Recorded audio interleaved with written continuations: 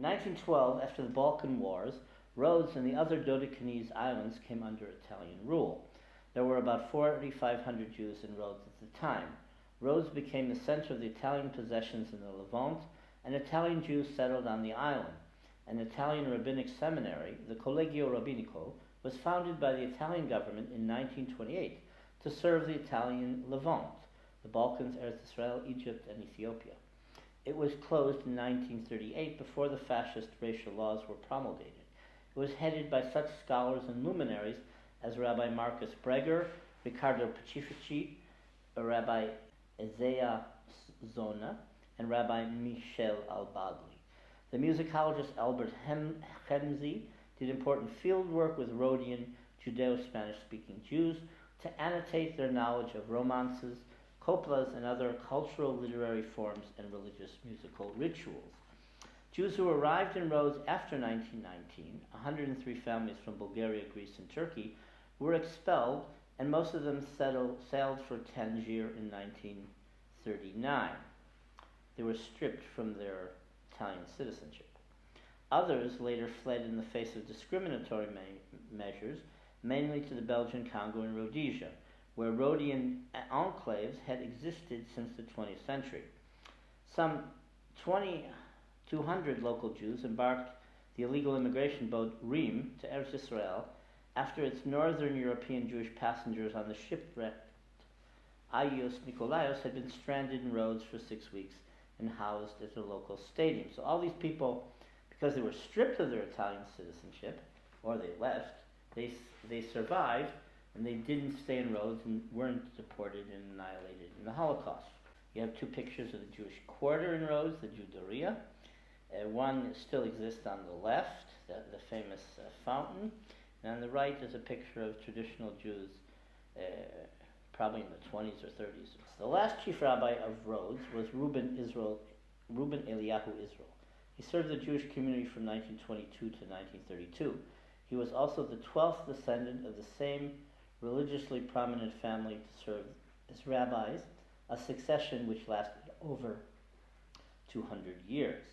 Rabbi Israel devoted a great part of his life to the translation in Ladino of Psalms, Proverbs, poems, and religious works, such as Kiryat Yitzchak, the sacrifice of Isaac, and Pirkei Avot, the sayings of our fathers. I have pictures of four rabbis who were front row rabbis at the beginning of the 20th century.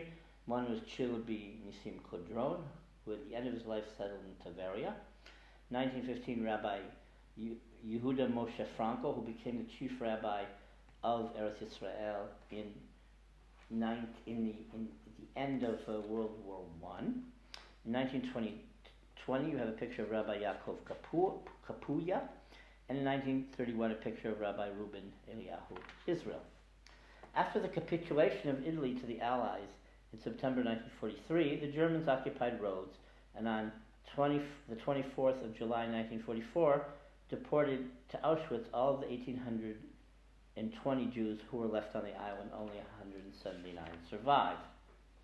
UN Secretary General and Austrian President Kurt Waldheim, then a young Wehrmacht German Army intelligence officer, was present for the collection of gold when the Rhodian Jews were interned at the Chemenlik warehouses, formerly an early Ottoman aeronautical base, and assisted in arranging logistics for the deportation to the Khaizari camp in Piraeus, from which they were deported to Auschwitz-Birkenau. 29-year-old Turkish consul and righteous Gentile Salah al-Din Ulkaman saved some 46 Jews from deportation. These were Jews who were Turkish nationals or married to Turkish nationals or their children. The Italian government's anti-Semitic laws in September 1938 caused 2,000 Jews to flee Rhodes, half the population. Italy allowed Germany to share control of Rhodes. In September 1943, the Italian military surrendered control completely to the Germans. On July 18, 1944, the male Jews of Rhodes, aged 16 and older, were ordered by the German military to appear with their identity cards and work permits at the Air Force Command Center. The men that assembled the next day were brutalized and threatened. Their permits and IDs were taken from them, and they were herded into the basement of the building. On July 19th, the remaining Jewish women and children were ordered to appear with their valuables. Once they did, their valuables were stripped from them. On 23 July 1944, 1,673 Jews were loaded onto 3 crowded boats and spent 8 miserable days traveling to Greece. Once on the mainland, the Jews were herded into cattle cars. First they were in Haidari, and then they were sent by cattle cars and sent to the extermination camp of Auschwitz. Only 151 survived. After the war, 50 people who had survived on account of their Turkish nationality had left the island for Turkey, Palestine, Africa, or the United States. So those people, most of them didn't come back, but they survived because of this Turkish patronage. Those that survived the concentration camps were subject to the psychological trauma and social hardships experienced by most other Jews.